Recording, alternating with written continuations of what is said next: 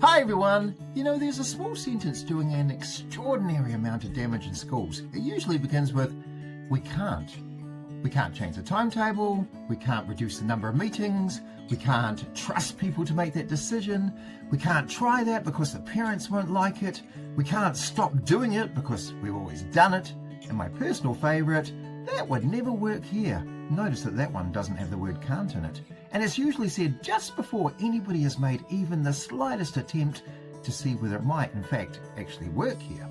Schools are fascinating places, aren't they? We spend our days encouraging young people to be curious, take risks, and learn from mistakes, and then occasionally run our leadership teams as though one experimental timetable might bring down the entire Western civilization. These are limiting beliefs, assumptions that we've repeated so often that they've begun masquerading around as facts. I've carried plenty of them myself. So it's a principle I sometimes believed I needed to have the answer because I was the person sitting in the largest swivelly chair in the building. Not an especially luxurious chair either. I mean, educational leadership rarely comes with lumbar support, does it?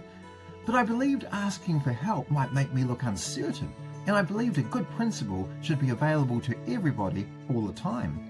And I believed that if I didn't personally keep an eye on everything, something terrible would happen.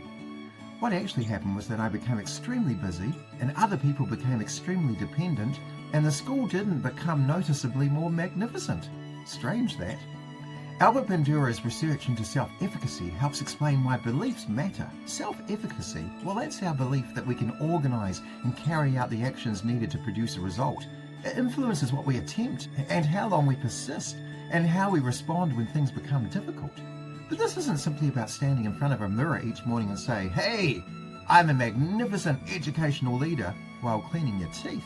Confidence grows through experience, attempting something manageable, learning from it and seeing people like us succeed, receiving useful encouragement and making sense of setbacks. That gives us a practical starting point. First, you've got to catch the belief, don't you? When you hear yourself saying, our staff would never go for that, you've got to pause and ask, hold on, what evidence do I actually have? Not gossip, not one grumpy comment from Barry beside the photocopier back in 2019. Actual confidence, actual evidence. Secondly, you've got to shrink the experiment. You don't need to transform the whole school by morning tea. Trial the idea with one team, one class or one meeting. Limiting beliefs love enormous, terrifying change, but they become much less convincing when confronted with a small, sensible pilot. Thirdly, add the word yet.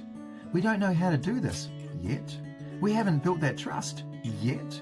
We haven't found a workable solution yet. Yeah, it's a tiny word, isn't it? But it leaves the door unlocked.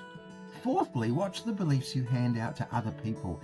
Every time a leader says they're not ready, or she's not leadership material, or those children can't manage that, an assumption risks becoming a ceiling.